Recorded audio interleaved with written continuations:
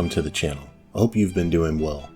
I wanted to do a video on a specific aircraft that I think should be added to the game at some point. But first I wanted to thank you all for helping me to make this channel a success. You've helped me reach a pretty important milestone, 500 subscribers, and that means a lot to me. Okay, so on to the aircraft I wanted to discuss, and that is the Yak-141 Freestyle, or Yak-41M. The Soviet operational designation for this aircraft was the Yak-41M, although it was known in the West as the Yak-141 Freestyle. For the remainder of this video, I'll refer to this aircraft as the Yak-41M. So this aircraft is very interesting, and in my opinion it was far ahead of its time for what it was. It was the first vertical takeoff and landing capable supersonic fighter ever built, and this was in the late 80s. Harriers could not match this level of flight performance. And while in the operational testing phase, it was reported that the aircraft set a dozen world records. It was envisioned that the Yak-41M would eventually replace the Yak-38 Forgers then in service aboard the Kiev-class aircraft carriers and become the multi-role and fleet defense fighter that the Soviet Navy lacked. Now the Yak-38 can be capable in the right hands, but it's no fleet defense fighter. However, even with its deficits, it has turned into one of my favorite planes in the game. It's kinda like comfort food for me. But back to the Yak-41M. Unfortunately, the Soviet Union collapsed before this fighter could ever enter service, and in the mid-90s all the Kiev-class carriers were retired anyway, further sealing its fate.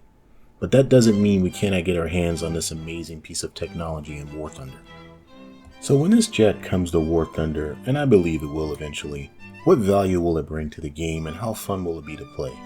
So let's explore this. I'm going to discuss the flight performance, firepower, avionics, and finally some playability and balance factors, and then you can decide if this jet is worthy enough to come to the game. As I mentioned before, the Yak-41M was the first supersonic VTOL fighter ever built. The aircraft was equipped with 3 engines, with the main one being the Soyuz R-79V-300 lift and cruise turbofan, capable of 102 kilonewtons of dry thrust, and with afterburner 152 kilonewtons. The other engines were 2 RKBM RD-41 turbojets, capable of 41.7 kilonewtons apiece. The maximum takeoff weight was 19,000 kilograms, with a max speed of 1,800 kilometers per hour, or about Mach 1.4, and a climb rate of 250 meters per second. Compare this to the MiG-23 MLD's 153 kilonewtons of thrust with afterburner and 17,800 kilogram maximum takeoff weight with a 2,357 km per hour max speed and a rate of climb of 220 meters, and you can start to see the raw performance of the Yak-41M for being a VTOL fighter. Compare that to the Harrier GR1 and it becomes even more stark, with the Harrier topping out at a mere 1,133 km per hour and 80 meter per second rate of climb. Suffice it to say that the performance will be on the upper echelon of Russian fighters. The Yak-41M has a total of 5 hardpoints, which includes a fuselage hardpoint. It was armed with a single 30mm cannon with 120 rounds and was capable of carrying various versions of the R-60 Aphid, the R-27 Alamo, the R-73 Archer, and the R-77 Adder missile, which was in development at the time. Now obviously the R-27s and R-73s and R-77s are way into the future right now, due to the sheer capability of these missiles.